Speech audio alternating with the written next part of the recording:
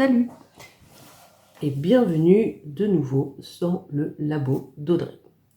Aujourd'hui, nous allons parler d'un sujet un peu complexe puisqu'on va parler des prédateurs sexuels qui visent les enfants. C'est la version longue pour ne pas dire le mot pédo. Bon, à ce stade-là, j'aurais pu dire pédophile, mais bon, voilà, c'est fait. Donc, nous allons parler d'une enquête qui s'est déroulée dans les années 80 aux États-Unis, plus précisément fin 80. Et je vous parle de cette affaire pour plusieurs raisons. Déjà parce qu'elle m'a marquée quand je l'ai découverte. J'ai découvert via une émission américaine. Il y a une version française depuis peu qui s'appelle en français L'enquête de ma vie. La série documentaire américaine, ça s'appelle The Real Detective. Et en fait, ce sont des enquêteurs qui parlent de l'affaire qui les a le plus marqués dans leur vie. Et je vous recommande d'ailleurs cette émission si vous avez la possibilité de la voir parce qu'on découvre des choses incroyables. Et du point de vue de l'enquêteur, ce qui est assez rare. D'avoir uniquement ce point de vue. C'est à la fois très stratégique policière, mais aussi souvent très humain, puisque c'est aussi la partie émotionnelle qui a touché l'enquêteur. C'est pour ça que cette émission, je la trouve assez incroyable, exceptionnelle. Donc, je vous la recommande, soit la version française ou la version américaine. Et donc, j'avais vu cet épisode et ça fait un petit moment. D'ailleurs, j'ai eu un mal fou à retrouver parce que c'est plus vraiment accessible. Et ça m'avait vraiment marqué par la froideur du coupable et surtout comment il a pu en arriver à avoir autant de facilité dans sa perversité jusqu'à ce qu'il soit arrêté. Mais pour l'instant, je ne vais pas vous dévoiler tout. Je vais d'abord faire dans l'ordre, à savoir, on va parler des faits, puis l'enquête. Après, je vais vous parler du coupable, de son passé criminel. Et enfin, je vais vous développer la personnalité d'un point de vue psychocriminologique, c'est-à-dire que d'après les caractéristiques qui ont été divisées en plusieurs parties pour cibler les différents types de pédophiles, on va y voir ensemble quel est son profil à lui.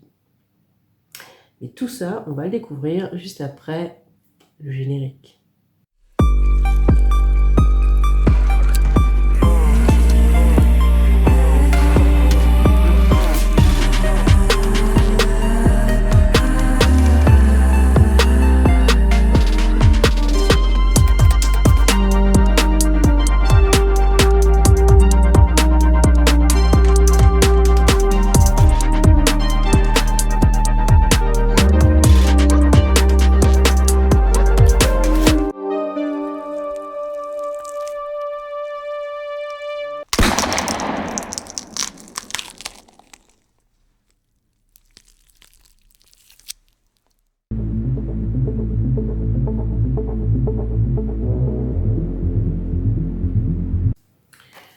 Donc, nous allons parler des faits. Nous sommes le 29 octobre 1989 aux États-Unis, donc à Portland, dans l'État d'Oregon. Nous allons nous intéresser à deux petits garçons qui vivent chez leur père, puisque les parents ont divorcé. Il y a le petit Justin qui a 9 ans et le petit Lee qui en a 4. Justin et Lee ont l'habitude d'aller jouer tous les deux au parc régulièrement pendant que le père s'occupe à la maison. Comme c'est un père célibataire, il doit effectuer pas mal de tâches tout seul, comme une mère célibataire, on dirait. Mais du coup, surtout dans les années 80, où il n'y avait pas encore tous ces scandales sur les prédateurs sexuels qui visent des enfants, c'était assez courant de laisser les enfants aller jouer tout seuls dans le parc, qui était en plus pas très loin de chez lui. Donc, comme à leur habitude, Ils vont dans le parc. Justin est plus ou moins responsable de son petit frère Lee de 4 ans, mais on sait très bien que quand on est enfant, on a tous connu ça quand on est le plus grand ou qu'on a des cousins, cousines qui sont plus jeunes que soi, qu'on doit s'en occuper, mais on aimerait bien nous-mêmes jouer. C'est un peu ce qui va se passer. C'est-à-dire que Justin va jouer au foot avec ses copains pendant que son petit frère joue à un jeu qui s'appelle le volcan. Alors, je suppose que c'est soit un jeu où on peut grimper qui ressemble à un volcan dans ce style, mais j'ai vu aussi qu'il y avait une sorte de jeu où on dessinait sur le sol des dessins, il y avait quelques règles, mais on s'en fiche. C'est tout ça pour dire que quand il y en a un qui joue au foot dans un coin du parc, le petit frère joue au volcan dans un autre coin du parc, qui ne sont pas éloignés, mais ce n'est pas la même zone exacte. Quand Justin a fini de jouer et qu'il appelle son frère, Lee ne répond pas. Il est introuvable. Il va donc rentrer chez lui pour prévenir son père qu'il ne trouve plus Lee. Son père va paniquer assez rapidement parce qu'il y a forcément un problème, étant donné qu'ils habitent juste à côté. Le parc, ça se retrouve. Si on cherche, il connaît très bien le petit Lee, même s'il est petit. Il faut quand même aller vérifier. Donc il a été voir lui-même, mais ne le trouvant pas, il a rapidement fait appel à la police. Donc il a été déclaré la disparition de son fils, qui est une disparition inquiétante en vue de l'âge, et on écarte tout de suite l'hypothèse de la fugue. À 4 ans, on ne fugue pas vraiment. Et donc l'enquête est prise au sérieux assez rapidement. On va fouiller les alentours, le parc est fouillé de façon minutieuse, le travail est fait. 3 jours après la disparition, malheureusement, la conclusion tombe, le petit Lee est retrouvé mort près du parc. Et là, ce n'est pas du tout au même endroit par contre, mais il est retrouvé dans un autre endroit, pas très loin de là où il a été kidnappé, mais il est décédé. Le papa de Lee est complètement effondré et l'enquête prend un sens et une tournure plus dramatique. Ce n'est plus une disparition, il s'agit ici d'un meurtre d'enfant. L'enquêteur chargé de cette affaire s'appelle C.W. Jensen. Je ne sais pas ce que veut dire le C ni le W, donc on l'appellera C.W. Jensen ou juste Jensen. C'est peut-être plus facile d'ailleurs. Et donc le détective Jensen va commencer par interroger les gens les plus concernés. D'abord le père, la mère aussi, puisque ils sont divorcés. Dans les cas de disparition d'enfants, il faut toujours viser l'entourage familial au premier degré et après s'élargir, si besoin.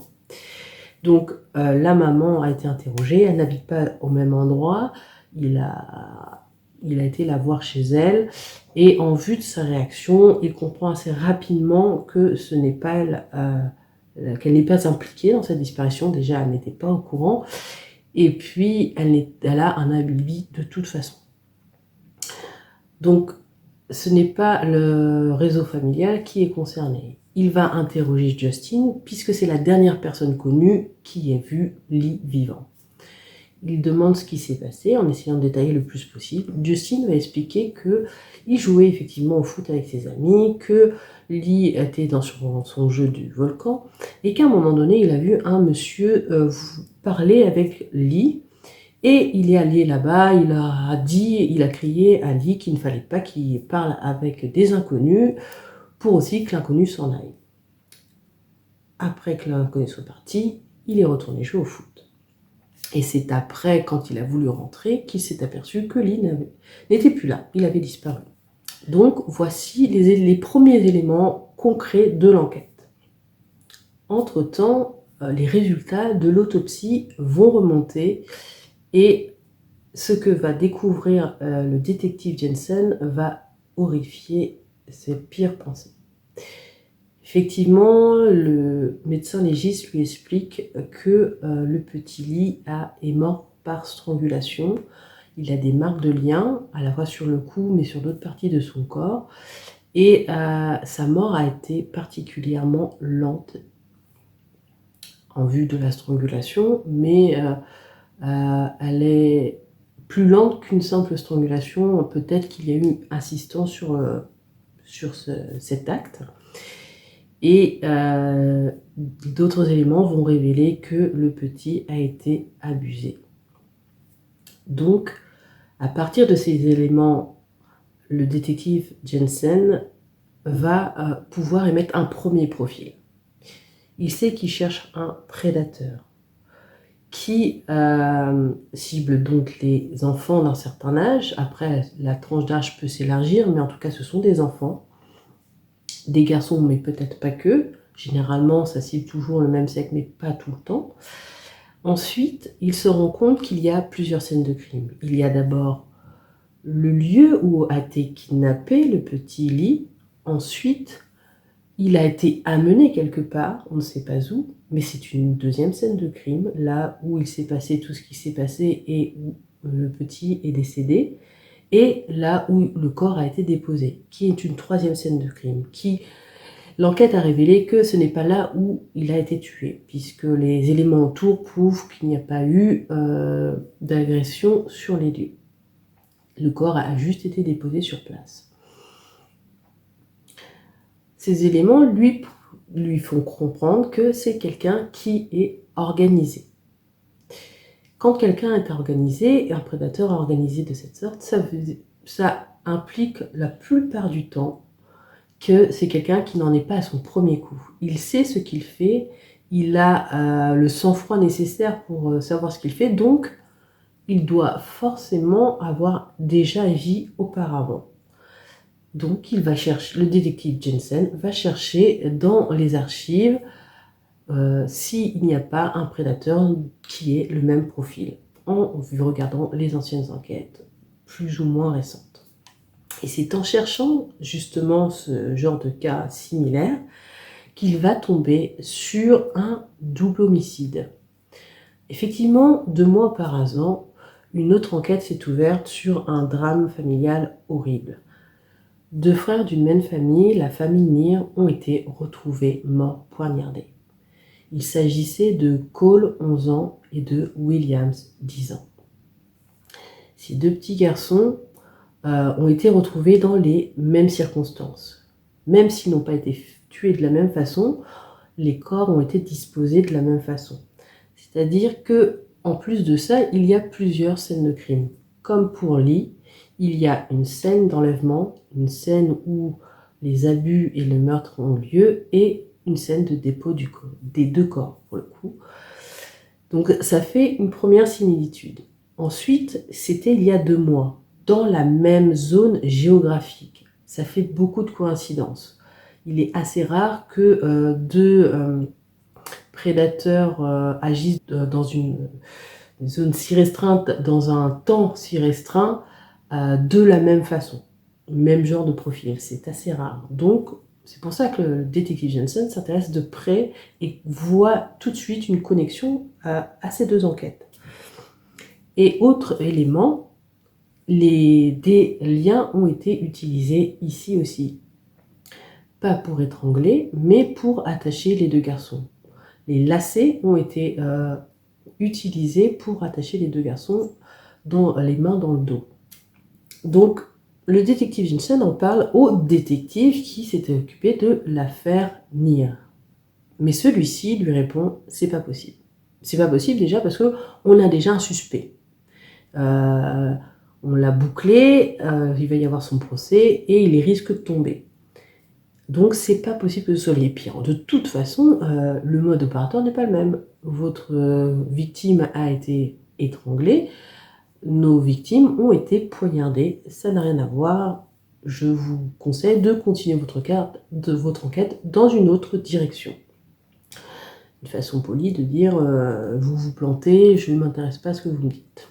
Bon, je pense pas qu'il ait dit ça, hein, mais c'est moi qui m'imagine. Enfin, conclusion, retour à la case départ. il n'y a pas d'informations supplémentaires. Du coup, le détective Jensen va se retourner sur les autres témoins possibles. Il va essayer de trouver des éléments un peu plus intéressants pour essayer d'avancer. Il va donc interroger le petit Adam qui était au parc au moment de l'enlèvement. Quand il va l'interroger, il va lui demander de détailler ce que lui, il a vu de son point de vue. J'ai oublié un petit détail. Effectivement, Justin Isley, qui est le frère de la victime, avait fait un portrait robot de l'homme qu'il avait vu. Et il avait assez bien détaillé pour que le portrait robot soit assez ressemblant apparemment au suspect. Et c'est ce portrait que le détective Jensen va proposer, va montrer à Adam. Donc on ferme la parenthèse, on retourne sur Adam. Donc Adam va effectivement identifier l'homme qu'il a vu avec le portrait robot, et il va expliquer que il avait un chien, c'était un German Shepherd, et qu'il avait un truck vert. Mais attention, quand il lui dit « Est-ce que tu l'as vu parler à Lee ?» Il dit « Non, il a vu. » Il n'a pas parlé ni à Justin, ni à Lee. Et là, ça pose problème. Parce que Justin, lui, dit qu'il a parlé et qu'il a fait fuir le prédateur, alors que Adam confirme que l'homme a parlé à personne. Il y a un petit problème.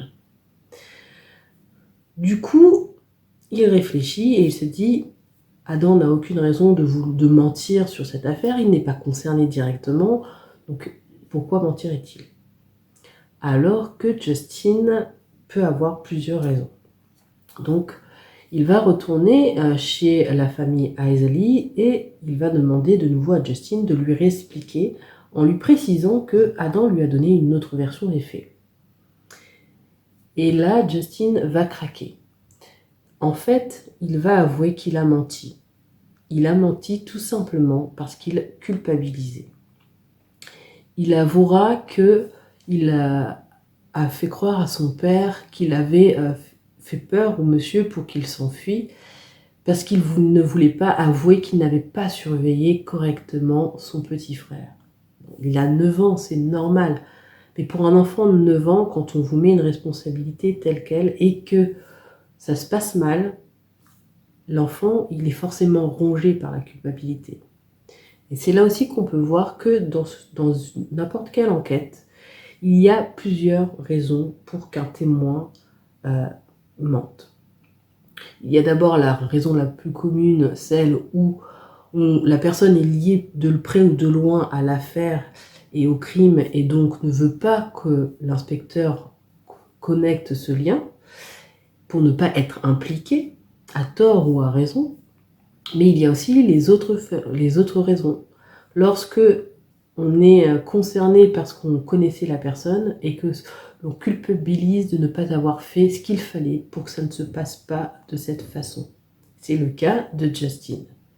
Et vous avez aussi tout simplement ceux qui n'ont rien à voir avec l'affaire, mais qui, pour une raison personnelle, pour l'ego aussi parfois, veulent faire avancer l'enquête et vont jusqu'à mentir pour donner des éléments nouveaux sur l'enquête. Le problème, c'est que généralement, les mensonges n'aident jamais une enquête et que ça apporte plus de mal qu'autre chose. Donc souvent, ce sont des gens qui, à la base, avaient une bonne intention, mais ça ne marche pas. Ou vous avez ceux qui veulent jouer les héros et être ceux qui résolvent l'affaire. Ce mensonge va remettre en cause quelques petites choses, effectivement. Parce que du coup, finalement, il n'a pas parlé à cet homme. Mais finalement, il existe vraiment, puisque Adam l'a vu. Donc ça reste une piste, tout de même. Il faut retrouver cette personne. Mais l'enquête n'a pas avancé. Donc le détective Jensen va essayer de trouver d'autres éléments sur le terrain.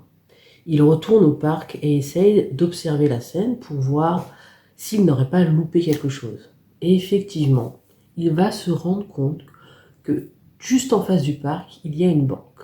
Et dans cette banque, il y a une caméra de vidéosurveillance. Il va faire en sorte de se procurer du coup ce qui a été filmé ce jour-là pour essayer de voir si la caméra a capturé des images intéressantes. Quand il va enfin visualiser cette vidéo, il va voir quelque chose qui l'interpelle. On voit un petit garçon qui court. Alors, vous imaginez cette rue et se dire que on voit un petit garçon qui court dans un sens. Il se dit bingo, c'est le petit Lee Isley. Il a la tenue qui correspond, la taille a l'air de correspondre aussi. Il se dit c'est super, j'ai quelque chose de plus. Puis il regarde attentivement les informations sur la vidéo et il voit une information qui va tout détruire. Effectivement, il est marqué qu'il était 11h45. Or, le petit Lee a été kidnappé vers 14h30. Donc ce n'est pas possible. À 11h45, Lee comme Justin n'étaient même pas au parc. Donc c'est un nouveau retour à zéro pour l'enquête. Le détective Johnson commence à désespérer et ça le bouffe de l'intérieur parce que c'est, comme je l'ai dit, c'est une enquête très grave dont il en a fait une affaire personnelle parce que il a lui-même un enfant et ça le touche très particulièrement, très personnellement en tant que parent. Donc c'est très difficile pour lui de ne pas avancer. Puis il va apprendre qu'un homme s'est présenté au poste de police en disant que c'est lui l'homme au chien qu'on a vu dans le parc. Car effectivement, après le témoignage de Justin et d'Adam sur cet homme au chien, il va y avoir une annonce faite dans les médias pour que l'homme s'identifie. Et c'est ce qu'il a fait. Il s'agit de Thomas Allen Jones. Quand le détective Johnson va chez lui pour l'interroger, déjà il voit dans la cour qu'il y a effectivement le fameux truck vert, donc ça correspond déjà à la bonne voiture. Quand il frappe à la porte, il entend aboyer, donc il y a bien un chien. Quand Thomas ouvre la porte, il explique qu'effectivement c'est bien lui, qu'il a le chien, qu'il a l'habitude de se promener tous les jours dans ce parc et que voilà, c'est une habitude, il n'y a rien de particulier là-dedans. Et quand le détective Johnson va lui demander s'il connaît Lee, s'il l'a déjà vu, s'il lui a parlé, s'il s'en est pris à lui, forcément Thomas va nier. Mais il est déstabilisé quand même. Après, bon, quand on vous accuse du meurtre d'un enfant, forcément ça déstabilise.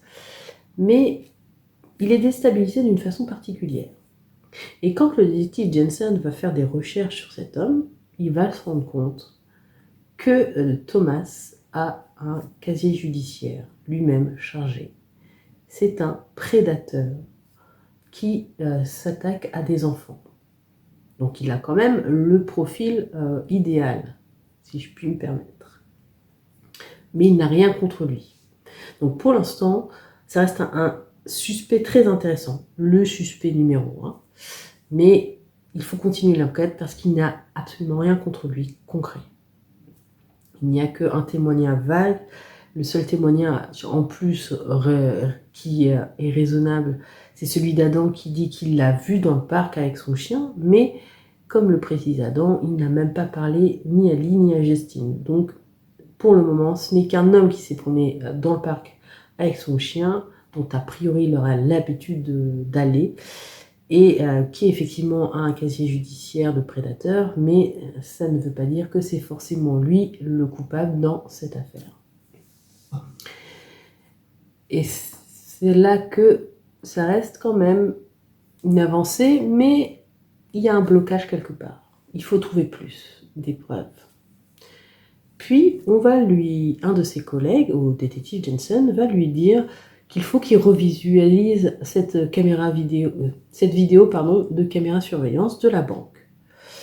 Car effectivement, ce qu'il ne savait pas à l'époque, c'est que la caméra n'était pas réglée à la bonne heure. Elle avait, je vous le donne dans le mille, 2 heures de retard. Ce qui fait que l'heure réelle correspond tout à fait à l'heure de l'enlèvement. Il s'agit en fait de 13h45 et non pas de 11h45. Oui, je me suis trompée tout à l'heure, j'ai dit 14h, mais c'est 13h45. Désolée. Donc, il va revisualiser la vidéo au passage où il y avait le petit garçon et il va regarder jusqu'au bout. Et il va se rendre compte d'une chose. Effectivement, le petit garçon, qui est très probablement le petit Lee Isley, court d'abord dans une direction, puis on le voit qui revient dans l'angle de la caméra en marchant. Quand tout à coup une voiture se stationne juste à sa hauteur, on ne voit pas du tout ce qu'il y a devant, qui est dedans, pardon, mais on se rend compte que le petit Lee rentre dans cette voiture. Et malheureusement, la voiture ne correspond pas du tout à celle de Thomas. Ce n'est pas un truck vert, c'est une petite voiture jaune blanc cassé. Ça veut dire que, étant donné que Thomas n'a pas ce genre de voiture, qu'il n'a pas d'autre voiture, ou quelqu'un d'eux qu'il connaissait n'a pas, personne de son entourage n'a ce type de voiture, a priori, ce n'est pas lui.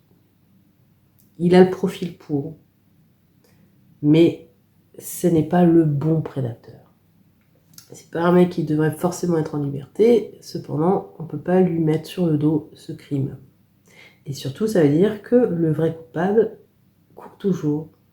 Il n'est pas dans la ligne de mire du détective Jensen. Donc là, ça devient énervant pour lui. C'est plus que ça, il développe une colère telle que il se demande s'il va y arriver et il ne peut pas se permettre de ne pas y arriver. Parce qu'on ne peut pas laisser un crime aussi effroyable sans qu'il y ait un coupable d'attraper, d'arrêter, de mis en prison et de puni pour ce qu'il a fait. Donc, il a l'impression d'avancer, mais de reculer plus qu'il n'avance, jusqu'au jour où il va apprendre l'incroyable.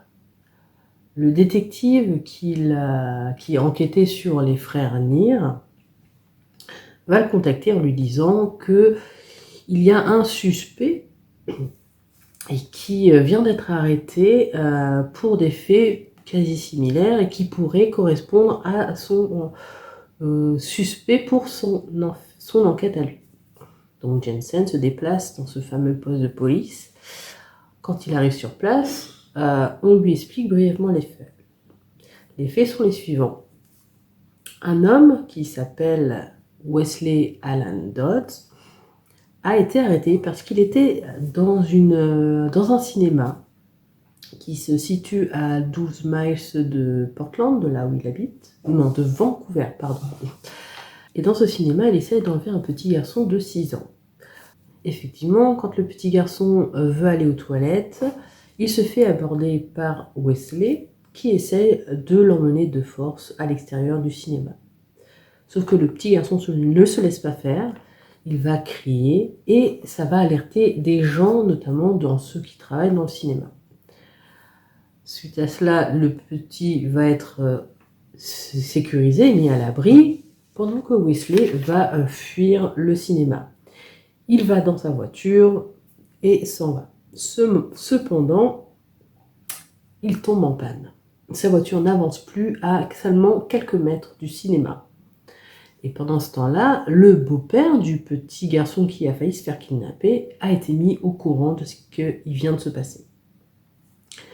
Donc il est sorti comme une furie du cinéma pour essayer de trouver le gars qui a essayé de s'en prendre à son beau-fils. Et il voit la voiture et s'approche du coupable. Mais il va faire ça de façon intelligente. Au lieu de s'énerver directement sur lui, il va s'approcher, se faisant passer par un bon samaritain qui veut l'aider à réparer sa voiture. Donc, il s'approche de façon amicale et va le faire sortir de la voiture pour l'emmener au cinéma comme s'il voulait l'aider. Sauf qu'au cinéma, la police ayant été appelée, il va se faire arrêter. Donc Jensen va être interrogé et il va parler au fameux Wesley pour voir si ça peut être quelqu'un de réellement intéressant pour son affaire. Et là, c'est là que tout va se dévoiler de la façon la plus horrible qui soit. Il va l'interroger effectivement sur ce qu'il vient de faire dans le cinéma. Il va dire oui, effectivement, j'ai bien fait ça. De toute façon, il a été pris sur le fait, donc il ne peut pas le nier. Et il va juste dire oui, c'était une erreur, une bêtise, j'étais stupide, je ne sais pas pourquoi j'ai fait ça. Voilà. Il sait qu'au fond, il n'est pas allé jusqu'au bout, donc il ne risque pas grand-chose. Et puis Jensen va commencer à lui parler du fait que peut-être il est attiré par les petits garçons, qu'il aime bien, qu'il aime bien kidnapper les enfants. Il va dire non, non, pas du tout. Enfin, il va pas dire ça comme ça, mais c'est ce que ça veut dire. Il va nier. Mais quand il va lui parler du petit Lee Isley, il va commencer à nier aussi. Mais il voit que dans sa façon de nier, il y a quand même quelque chose qui ne fonctionne pas. Donc Jensen va assister, tout en gardant son calme. C'est très important parce que il y a les prédateurs un peu froids, comme c'est le cas là, peuvent très vite se fermer si on les accule trop. Donc il va lui dire, d'accord, mais alors, comme vous avez été arrêté pour tentative d'enlèvement d'un enfant, on a le droit de perquisitionner dans votre véhicule et aussi dans votre appartement. Et là, bizarrement, Wesley va changer de comportement et son visage va se figer. Il va finir par balancer qu'il risquait de trouver des choses compromettantes contre lui. Et quand il va lui demander de donner plus de détails sur ces objets compromettants, il va lui expliquer qu'en dessous de son lit, il y a une valise remplie d'objets qui le relient à certaines affaires. Et notamment à l'affaire de Lee Isley. Il y a aussi son journal intime dans lequel il détaille tout ce qui s'est passé. Il va lui expliquer, puisqu'il en est là, en détail, l'affaire Lee Isley. Il va expliquer comment il l'a attiré chez lui, comment ça s'est passé une fois qu'il l'a amené dans son appartement. Je ne vais pas vous donner les détails, je vais vous donner des éléments qui sont malgré tout indispensables pour comprendre la suite et le lien surtout. Mais je préfère prévenir que même si je ne vais pas rentrer trop dans le détail, c'est des faits assez choquants. Donc si c'est trop difficile pour vous ce type de choses, passez directement à la suite qui sera à peu près dans 2 minutes, j'imagine. Je ferai un coucou pour dire que vous pouvez revenir si vous voulez, ce sera peut-être plus simple. Alors, pour expliquer donc comment ça s'est déroulé, il a amené le petit garçon chez lui. Il lui a demandé de se déshabiller lui-même. Il a ensuite abusé de lui. Je crois qu'il a abusé à plusieurs reprises de lui. Et il l'a étranglé. Mais la façon dont il a essayé de le tuer est assez ignoble puisqu'il l'a étranglé à plusieurs reprises. Il voulait le voir s'éteindre, donc il l'étranglait et dès qu'il voyait qu'il commençait à mourir, il relâchait son étreinte. Il a même pratiqué un massage cardiaque pour le réanimer, ce qui a fonctionné pour relancer une tentative d'étranglement. Il a fait ça à plusieurs reprises. Alors, c'est quelque chose de très horrible. C'est particulièrement sadique comme comportement. Et on voit à quel point le sadisme est mêlé à ses fantasmes. On y reviendra plus tard, mais c'est le cas. Et puis, il va expliquer que quand le petit est décédé, il a suspendu son corps à l'aide d'une corde dans son placard. Donc, c'est assez horrible. Je ne vais pas vous le cacher. Et quand ils ont fouillé son appartement, dans ce fameux placard, ils ont aussi trouvé un objet de torture. C'est-à-dire qu'il avait créé une sorte de machine en bois, enfin de machine pour attacher les enfants sur ses prochaines victimes, parce que c'était pour utiliser une prochaine fois, pour attacher ses victimes sur cette espèce d'objet de torture. Donc il montait en grade dans tout ce qui est le sadisme. Et quand il va lui poser la question si le petit Lee est la seule victime, est-ce qu'il n'aurait pas été mêlé notamment au meurtre des frères Near? Il va avouer que si. Quand il va avouer ça, il va expliquer que quand il les a poignardés, leur mort a été trop rapide à son goût. C'est pour cela qu'il a préféré étrangler la prochaine victime, à savoir Lee Isley. Et alors, petite anecdote de ma part, c'est-à-dire que quand j'ai vu la série documentaire sur cet épisode, sur cette affaire, au moment où le détective Jensen découvre l'affaire Near, des frères Near, et qu'il voit qu'ils ont été poignardés, et que c'est la raison pour laquelle les autres lui disent qu'il n'y a pas de connexion puisqu'ils n'ont pas été tués de la même façon, dans ma tête, ça a tout de suite fait tilt, et je me suis dit que ça ne veut rien dire, et que la réflexion que je me suis faite, et là je me suis fait un peu peur, c'est que j'ai compris la logique du prédateur en me disant le fait de tuer la lame blanche est plus rapide comme mort que par étranglement. Et j'ai pensé à cette logique-là. Et là, je me suis fait peur parce que je me suis fait la réflexion que je regardais peut-être trop, je travaillais peut-être un peu trop sur ce genre de prédateur. Parce que j'arrive des fois à comprendre leur logique, c'est un peu effrayant. Voilà, fermons la petite parenthèse anecdote. Et coucou, vous pouvez revenir pour les autres.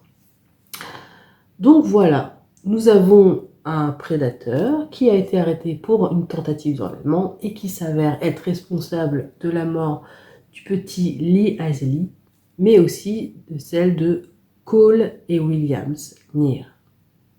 Ça veut dire aussi que le suspect qui a été arrêté dans l'affaire Near est un total innocent. En tout cas dans cette affaire. Donc voilà, l'enquête se finit, le procès a lieu. Wesley n'a même pas essayé de nier les faits, il plaide coupable, il n'essaye même pas de faire appel et il est condamné à la peine de mort. Et petite information qui a quand même du sens, c'est qu'il choisira d'être exécuté par pendaison, ce qui n'arrive jamais. D'habitude, c'est sur la chaise électrique, par injection. Mais il a choisi de lui-même d'être pendu parce qu'il dit que c'est comme ça qu'il a tué le petit Lee Isley et qu'il mérite de mourir de la même façon. Il se sait condamné à être un prédateur toute sa vie. Il sait qu'il a fait du mal à des gens. Il ne le regrette pas vraiment, mais il sait ce qu'il est. Et il sait que s'il ressort, il continuera. Donc il accepte son sort d'être condamné à mort. Et maintenant, pour un peu plus comprendre le profil de Wesley, nous allons découvrir son enfance et son passé criminel très chargé.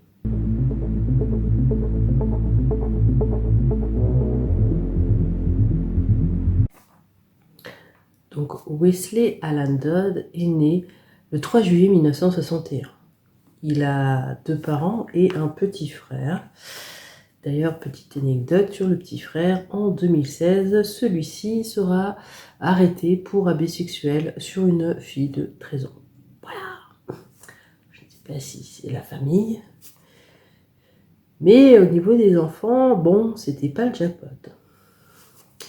En tout cas, revenons sur Wesley. Donc Wesley a ses 2 parents qui, selon lui, selon ses dires, n'ont jamais abusé de lui, il n'a jamais subi de violence. Pour lui, ce n'est pas de la faute des parents, il n'y a eu aucune maltraitance de leur part sur lui ou son frère. Après, il y a un petit peu de contradiction par rapport à ce qui est écrit dans son fameux journal intime, où apparemment il parle de peut-être violence de la part de son père, et aussi du fait que ses parents se disputaient beaucoup, très violemment, et que ça l'aurait énormément marqué dans le très mauvais sens. Mais a priori, il n'y aurait pas non plus de violence très grave, on ne sait pas. C'est assez flou en ce qui concerne les relations au sein de la famille. Maintenant, entrons dans un sujet plus impressionnant, pas dans le bon sens du terme, mais vous allez voir que assez tôt, le petit Wesley Alan Dodd a déjà une perversion marquée dès l'enfance. Voici la chronologie. C'est à 9 ans que Wesley va découvrir son attirance pour les autres petits garçons, qui sont souvent plus jeunes que lui. Ensuite, à 13 ans, il est arrêté pour exhibitionnisme envers des enfants du voisinage. Son père est d'ailleurs au courant, mais il va ignorer le problème en se disant que son fils est quelqu'un d'intègre dans la société, qu'il est un bon élève, un bon petit gars, et que ce n'est pas si grave que ça. À ce moment-là, il faut aussi savoir que les parents ont divorcé. Quand il aura 15 ans, il sera arrêté pour comportement indécent. Mais il sera vite relâché parce qu'il a eu des recommandations de la part d'un conseiller juvénile qui s'est dit que bon, c'est un petit écart et que c'est pas très grave. Il n'a rien fait de vraiment très grave, apparemment. Bon, après, ils n'ont pas précisé ce que c'était que le comportement indécent. Mais au vu de ce qu'il avait fait auparavant, ça ne devait pas être si innocent que ça. Ensuite, une fois qu'il est lycéen, il va être un petit peu plus prolifique. Il va se mettre à ses premières agressions sexuelles envers son cousin, son propre cousin, et quelques enfants du voisinage dont il a la garde puisqu'il fait du babysitting à cette époque. Je ne suis pas sûre que ce soit la meilleure fonction, le meilleur petit métier pour gagner de l'argent de poche, en tout cas pour lui forcément. C'était pas une bonne idée pour les autres. Et il s'en prendra aussi aux enfants de la petite amie de son papa, puisque ses parents se sont séparés. Ensuite, c'est à 20 ans, en 1980, qu'il va essayer pour la première fois de kidnapper 2 jeunes filles, mais comme il n'est pas doué, qu'il n'a pas encore mis en place de mode opératoire ou c'est la première fois qu'il tente ce genre de choses, il a été dénoncé par les 2 petites filles. Donc, malgré cette tentative de kidnapping et la dénonciation, il n'y aura aucune action qui sera mise en place à l'encontre de Wesley. il s'en sort encore une fois. Sur ce coup, je ne sais pas comment c'est possible, mais je pense que c'est parce que c'est une simple tentative qui n'a pas abouti et qu'il a dû s'en sortir grâce à ça. Ensuite, le mois suivant de cette tentative d'enlèvement, il va être enrôlé dans la US Navy en tant que sous-marinier basé à Bangor, à Washington. C'est là qu'il va commencer à abuser sexuellement les enfants qui habitent sur la base. Je vous l'ai dit, il est assez prolifique. C'est surtout qu'il n'est pas freiné par le danger de se faire prendre, parce qu'il s'attaque il s'attaque aux enfants partout où il va. Et surtout que dans la base même où il travaille et où il vit, c'est quand même super dangereux. Mais a priori, ça ne l'a pas arrêté. Ensuite, il va proposer 50$ à un groupe de petits garçons pour les accompagner à l'hôtel pour faire un striptease, un street poker, pardon. Street poker, attention, c'est pas pareil. Forcément, ça n'a pas fonctionné et il va se faire arrêter encore une fois. Mais cette fois-ci, non. Et non, pas cette fois-ci. Il va être relâché alors qu'il a avoué qu'il avait comme intention de violer ces garçons. Mais, comme il n'est pas passé à l'acte, il est relâché, encore une fois. Je pense qu'en fait, la problématique là-dedans, c'est que dans les années 80, et certainement bien avant aussi, tant que ce ne sont que des tentatives et qu'il n'y a pas encore eu crime, apparemment, dans certains États, aux yeux de la loi, ce n'est pas criminel et ce n'est pas condamnable. Donc, il s'en sort assez régulièrement quand même. Cependant, il sera quand même suspendu de l'armée, parce que l'armée tolère un petit peu moins ces petits écarts.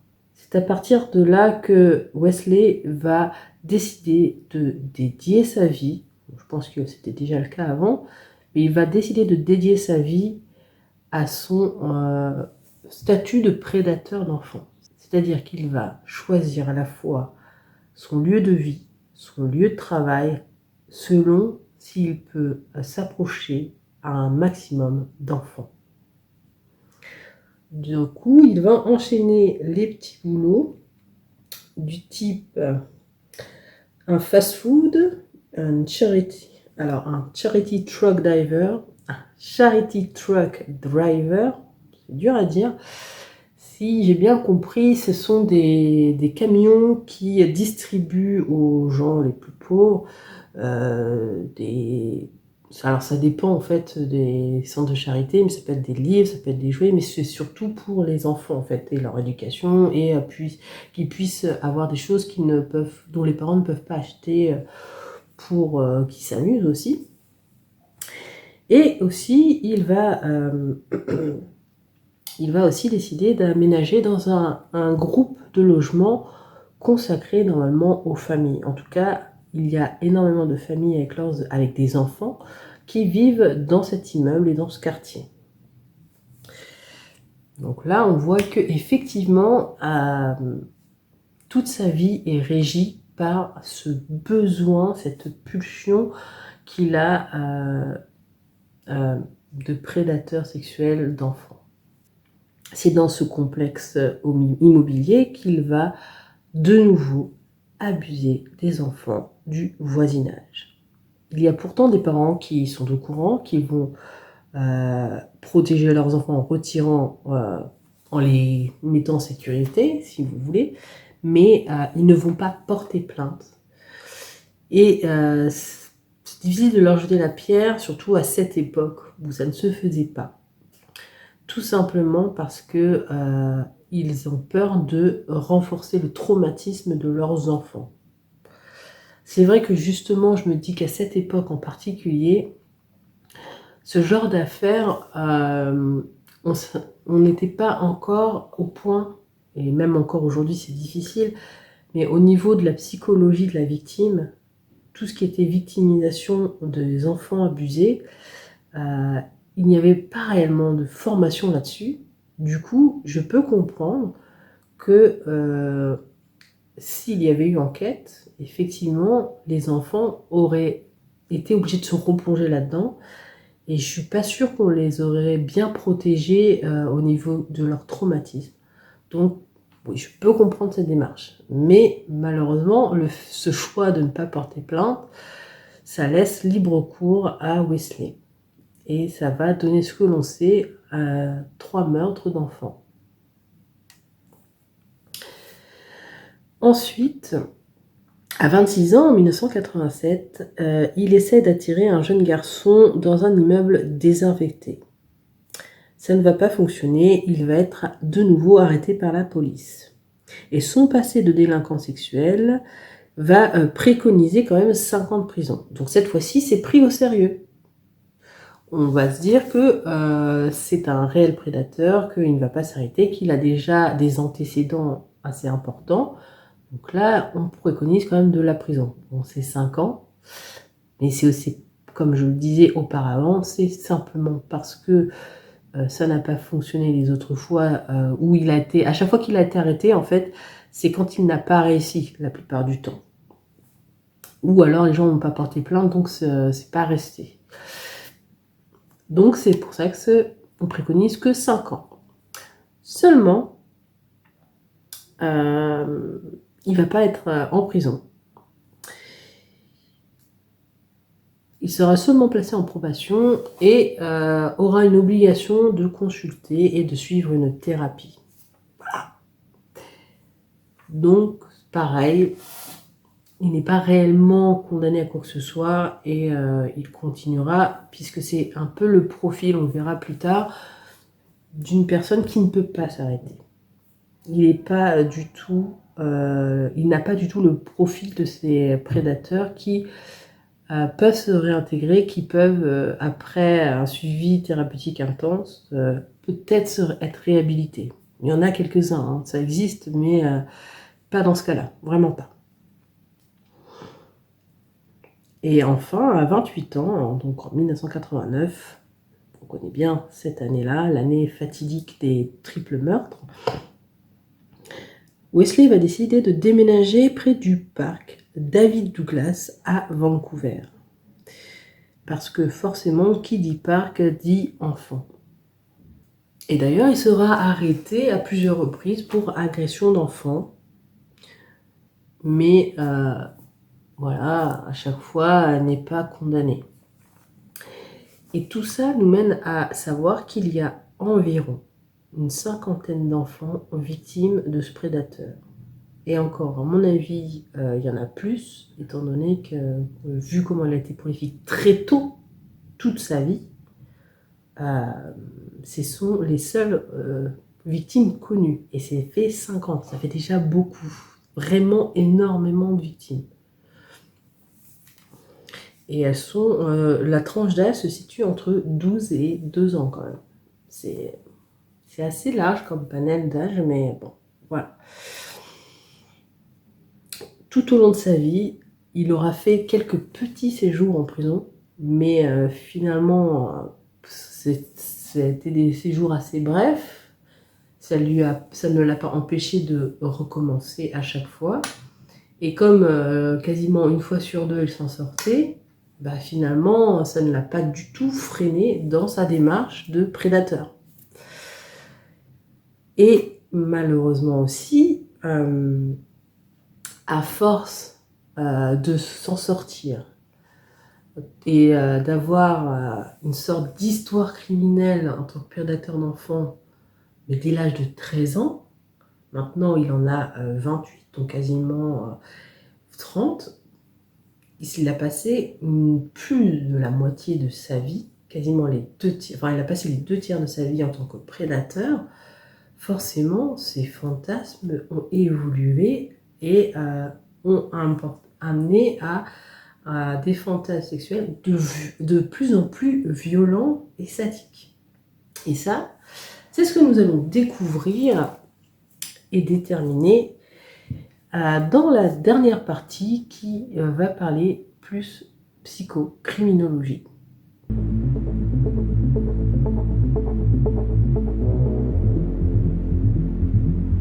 The more I thought about it, the more exciting the idea of murder sounded.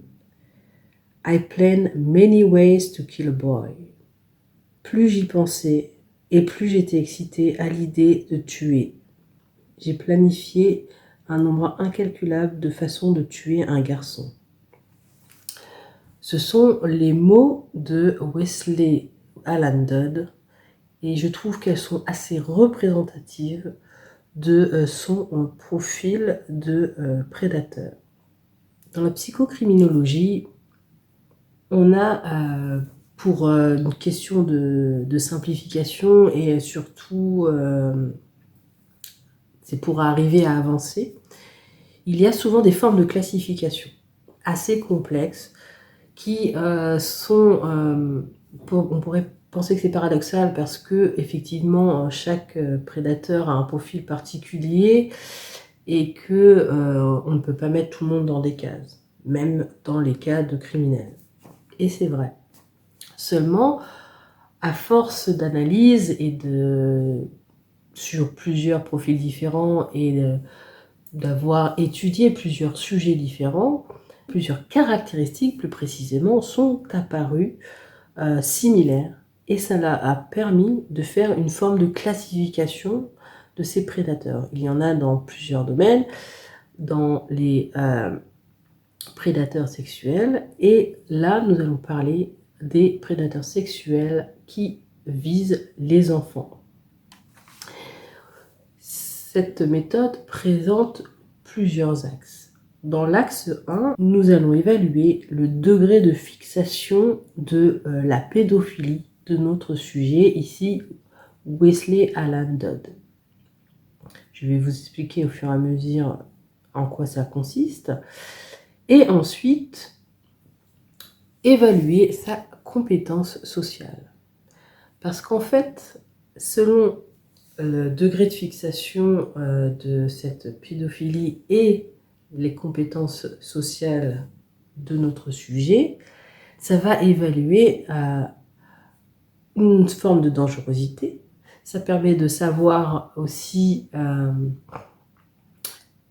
si c'est quelqu'un qui peut être réhabilitable ou pas. Et vous allez voir que là, pas vraiment. Ça permet de donner ce type d'informations. Plusieurs autres, bien entendu, mais c'est surtout cela. Et dans l'axe 2,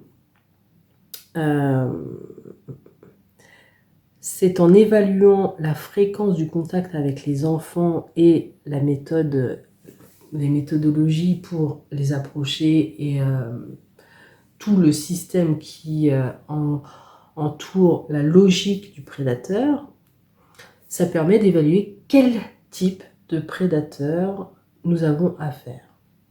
Dans l'axe 2, c'est ce que nous allons voir. Et alors, nous allons commencer par l'axe 1.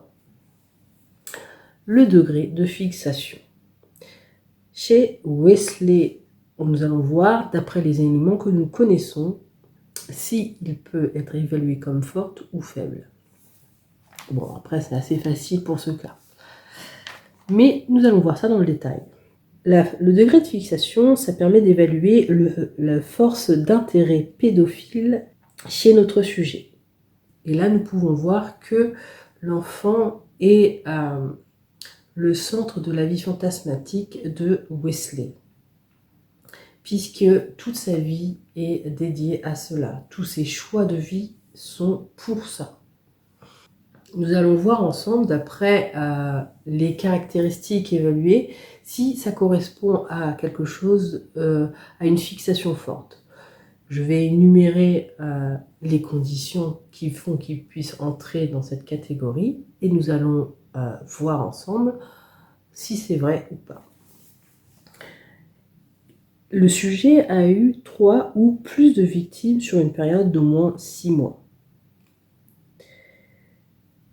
Donc on a bien vu que effectivement Wesley a eu beaucoup de victimes en très peu de temps, puisqu'il enchaîne les victimes, et ça depuis l'âge de 13 ans. Donc sur ce point, c'est oui, oui, oui. Ensuite, il y a une évidence de relation continue avec les enfants. Et oui, là, on voit par rapport à ces choix de vie, comme je le disais, c'est que tous ces choix de logement et de travail dépendent sur le fait qu'il veut une continuité dans ses relations, avec les enfants. Ce soit pas toujours le même, mais avec en général tous les enfants qu'il peut atteindre. Et enfin, une évidence de contact avec des enfants à plusieurs reprises. Je ne vais pas le redire, mais ne serait-ce qu'avec les plaintes et tout ce qui est inscrit dans son casier judiciaire, cela prouve que effectivement, il y a une évidence de contact avec les enfants tout au long de sa vie.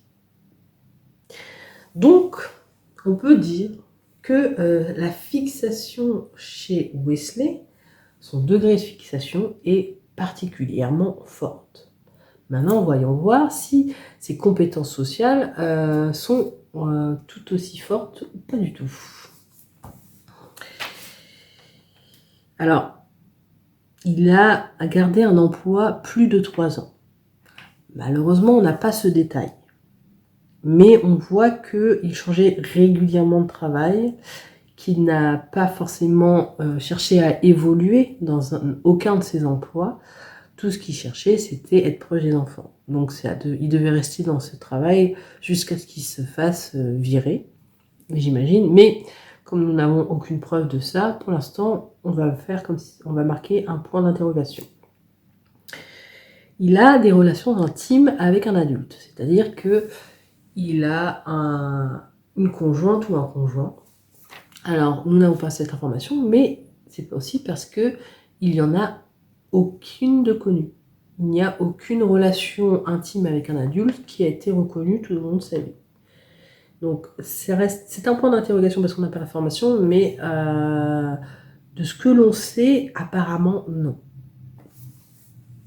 Ensuite, il a déjà eu une responsabilité parentale. Non. Il a déjà fait du babysitting, mais tout le babysitting qu'il a fait, il s'occupait pas vraiment des enfants, ou plutôt, disons qu'il s'en s'occupait à sa façon, et c'est horrible ce que je viens de dire.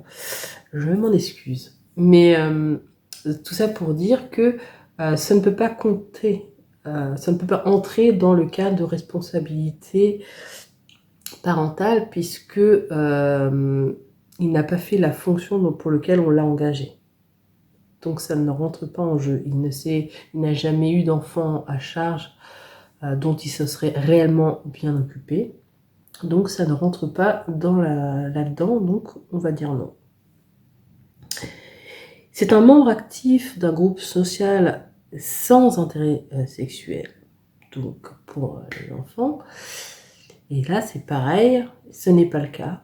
Chaque choix qu'il a fait, comme il l'a dit lui-même, a été fait pour pouvoir atteindre un maximum de victimes. Donc pareil, ici on peut mettre non. Et enfin, il a construit une amitié d'au moins 1 an avec un adulte. Bon là c'est pareil, on n'a pas du tout l'info là-dessus, donc on peut mettre un gros point d'interrogation. Mais la conclusion reste que les compétences sociales de Wesley sont particulièrement faibles. Et donc, quand on a un degré de fixation très fort et qu'on a une compétence sociale très faible, c'est le profil, le profil typique de la personne qu'on ne peut pas réhabiliter.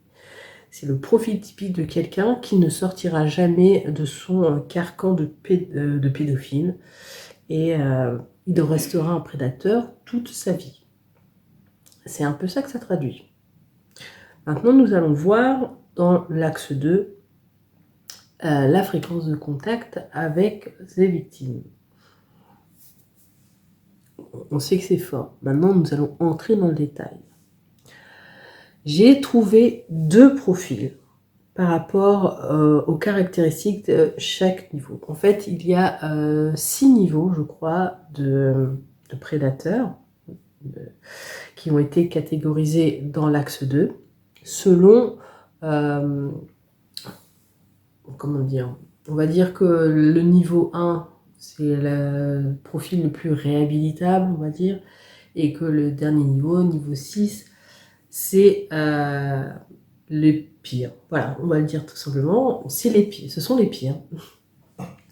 Et moi, j'ai considéré 2 niveaux, et je pense que ces 2 niveaux correspondent à plusieurs étapes de sa vie. Je pense que, parce qu'on l'a vu, il a évolué, il a renforcé ses fantasmes au fil du temps, en y intégrant de plus de violence et autres actes sadiques. Donc, j'estime que, bon, même si le niveau qui correspond vraiment, surtout en tant qu'adulte, c'est le niveau 6, je vais quand même vous parler du niveau 2, qui, à mon avis, pour moi, correspond à son tout début de carrière, entre guillemets, de prédateur.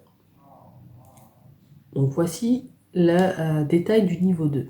Le sujet présente une motivation narcissique. Ça, c'est ce que ça signifie, niveau 2. Maintenant, on voit que c'est aussi appelé, que c'est aussi considéré comme étant un agresseur phallique. On va voir pourquoi.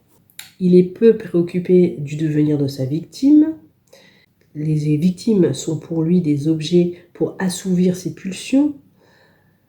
Le comportement de Wesley durant ces délits, donc du sujet, est plutôt génitalisé et il y a une finalité orgasmique. C'est-à-dire que, je n'ai pas donné ce détail-là, mais l'autopsie et son témoignage, de toute façon, à travers ce qu'il va dire et à travers ce qu'il a écrit dans son journal intime plus précisément, va expliquer qu'effectivement, il y a une relation sexuelle génitalisée, parce que des fois, ça peut être le toucher sans pénétration. Là, ce n'est pas le cas. Et en plus, pour certains cas, ça ne va pas jusqu'à l'orgasme, alors que là, c'est très fixé sur une finalité orgasmique pour le sujet qui est Wesley.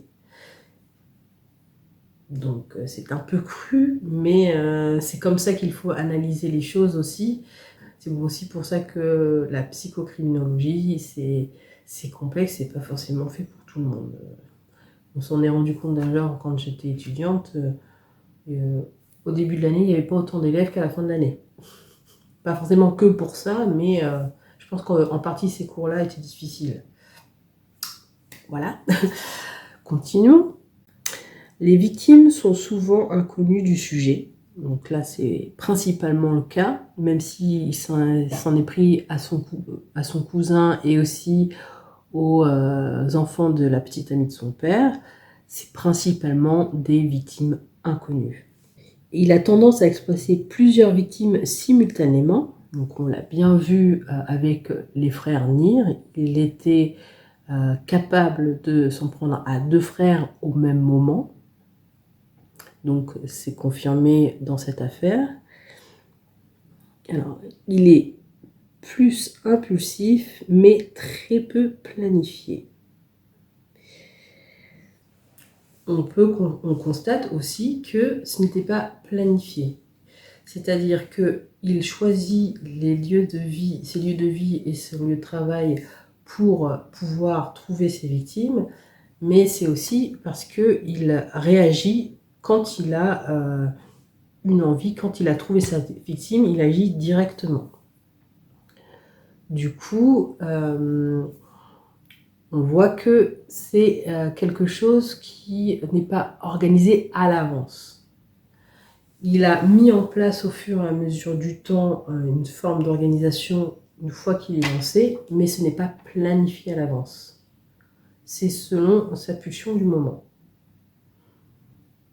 Voilà. Donc, sur ce point, on est tous d'accord, j'espère. Donc, on peut évaluer qu'il pourrait faire partie de ce niveau 2 qui est un profil aux motivations narcissiques. Mais quand je vais vous expliquer le niveau 6, vous allez voir que ça correspond quand même beaucoup plus à ce qu'il était au moment où il a été arrêté et ce qu'il tendait surtout à devenir. Donc le niveau 6 correspond au pédophile sadique. Il a une érotisation de l'agression. Et ça, on va le voir dans sa façon de faire. C'est-à-dire qu'une fois qu'il a atterré les enfants, il les pousse à se déshabiller eux-mêmes parce que, en fait, ça les implique dans l'action et en même temps, ça les terrifie. Ça montre aussi une forme importante de soumission, le fait qu'il les oblige à le faire, que ce n'est pas lui qui le fait lui-même. Et le fait qu'ils sont dans l'obligation d'obéir, parce qu'ils ont peur. Donc, cette forme de soumission et de faire intégrer un acte lié à ce qu'ils vont subir est pour moi une forme assez importante d'érotisation de l'agression. Ensuite, il y a aussi le comportement ritualisé. Alors là, il y a plusieurs points. Il y a tout d'abord l'utilisation répétée de liens. Il y a un aspect lié au fait d'attacher ces victimes qui se répète, en tout cas dans les 3 cas de meurtre, des frères Nir et de Lee, parce que même s'ils n'ont pas été tués de la même façon, ils ont tous les 3 été attachés ou eu un lien à un moment donné avec des cordes. Que ce soit Cole, Williams ou Lee, ils ont tous été attachés à un moment donné, même si ce n'était pas forcément au même endroit. Et c'est vrai que la corde, c'est un symbole de soumission assez fort et aussi c'est un élément d'érotisation. Donc ça revient aussi à ce qu'on parlait tout à l'heure, mais ça fait partie de la ritualisation et d'actes un peu bizarres, puisque c'est pas quelque chose qu'on utilise forcément souvent, bon, surtout dans ce genre d'acte, dans l'acte pédophile. Le fait d'utiliser des cordes ou ce genre de choses érotiques pour des choses érotiques, c'est inhabituel. C'est peut-être un peu bizarre de dire ça, et je peux comprendre que ça puisse choquer, mais c'est un peu le problème quand on doit analyser quelque chose de ce type. Il faut se détacher de l'atrocité de ce qui s'est passé pour avoir une forme d'objectivité assez importante pour être correct dans ce qu'on va analyser. Et c'est vrai que c'est la forme difficile, en tout cas pour moi, pour ces études. On y arrive, mais on se détache de plus en plus de ce que l'être humain peut avoir de plus beau quand on s'enferme dans ce genre d'analyse horrible. Donc c'est pour ça que c'est un peu complexe et que je ne recommande pas aux gens de faire ce genre de choses si ils sont très sensibles et si ils ont encore envie de croire en l'être humain. Moi, ça m'a un peu affectée sur ma relation avec l'être humain, mais je garde quand même espoir en l'humanité. Il le faut, parce que sinon, ça devient compliqué. Bon, revenons à notre analyse. Donc je disais, dans le comportement ritualisé, il y a d'autres faits. Il y a aussi le fait que Wesley ait gardé des souvenirs. Il a gardé des sous-vêtements, des petits objets qui appartenaient à ses victimes. C'est d'ailleurs ce genre de choses qu'on a retrouvé dans la fameuse valise qui était cachée sous le lit de Wesley. Autre rituel un peu bizarre, le fait que Wesley ait gardé le corps du petit lit suspendu dans son armoire plusieurs jours, je crois, 2 ou 3 jours. On rentre dans un domaine complètement déstabilisant et qui sort réellement un fantasme sadique très particulier. Il veut garder un souvenir, mais là, ça reste le souvenir de la victime complète. Et en plus, il le maintient dans une position humiliante et qui, à la fois, illustre à la fois sa forme d'érotisme comme lui le perçoit, mais aussi une forme de souffrance un peu éternelle en le maintenant suspendu. Et ça fait partie de ritualisation bizarre qui est très propre à Wesley, qui n'existe pas du tout chez tous les prédateurs d'enfants. Et le fait qu'il ait mis en place, qu'il ait construit cette espèce de machine de torture qu'il n'a pas encore utilisée, mais qu'il avait grandement l'intention d'utiliser. On est quand même face à un sujet avec un profil horrible. C'est un des pires, puisque nous avons vu qu'il avait un degré de fixation pédophile très fort, qu'il avait une compétence sociale très faible, et qu'il avait niveau 6, à savoir que c'était un pédophile sadique. Ces prédateurs-là, ce sont vraiment les pires. Et on l'a bien vu quand on a décrit les intentions, les faits et les fantasmes de Wesley.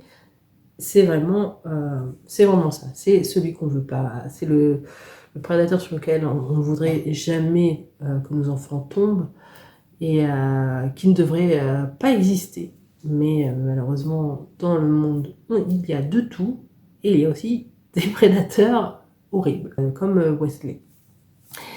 Et c'est difficile de savoir en fait pourquoi il est devenu comme ça, étant donné que même si il aurait effectivement subi quelques violences, ça n'explique pas pourquoi il est devenu ainsi un prédateur aussi dangereux qu'il l'a été.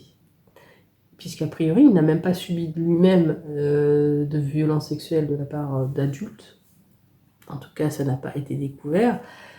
Mais, et en plus, son fantasme pédophile est arrivé très tôt dans son enfance. Donc, ce cas est assez intéressant. Je n'ai pas la réponse pour savoir pourquoi il est devenu comme ça, parce que je n'ai pas trouvé d'analyse là-dessus. Après, je viens d'acheter un livre sur lui, sur cette affaire. Peut-être que j'en apprendrai plus. Si jamais c'est le cas, je ferai peut-être une vidéo consacrée à cette analyse. Pour l'instant, cette vidéo a été surtout faite pour que vous compreniez qu'il y a plusieurs sortes de prédateurs d'enfants, qu'il y a des classifications qui permettent de savoir qui est le plus dangereux et qui est, on va dire, peut-être réintégrable à la société, mais en tout cas plus facilement réadaptable. Et que ce n'est pas aussi simple que l'on croit. Que, la plupart des pédophiles sont vraiment des causes perdues dans le sens où il est difficile de passer à autre chose, mais il y a des pédophiles qui ne sont pas des vrais pédophiles, comme on a pu le voir dans la vidéo que j'avais faite sur le réseau pédophile de Angers. Nous avons pu voir qu'il y avait de réels pédophiles et qu'il y en avait des faux qui étaient là un peu par hasard, et c'était que sans ça, il n'aurait jamais eu ce type de relation, et que s'il devait en sortir, jamais il ne reprendrait ce type de relation, à mon avis. Donc c'est de ça que je parle. En tout cas, je conclus cette histoire sur cette analyse. Si vous aimez ce type de choses qui permettent d'en apprendre un peu plus sur une analyse psychocriminologique, je ne pourrais pas le faire tout le temps parce que c'est pas mon métier, je l'ai appris, mais je n'ai pas un niveau professionnel qui permettrait de dire que effectivement c'est exactement ça l'analyse. et je ne me permettrai pas de le faire, je pense. Mais quand je peux et quand j'ai assez d'éléments pour le faire, je vais le faire. Dites-moi si ça vous intéresse. N'oubliez pas de vous abonner si ce n'est pas le cas. Et puis, si vous avez aimé, un petit pouce bleu pour que je comprenne que c'est quelque chose qui vous plaise. Et puis, n'oubliez pas, un petit commentaire, c'est aussi sympa. Ça permet de donner plus d'informations sur ce que vous avez aimé. Allez, salut!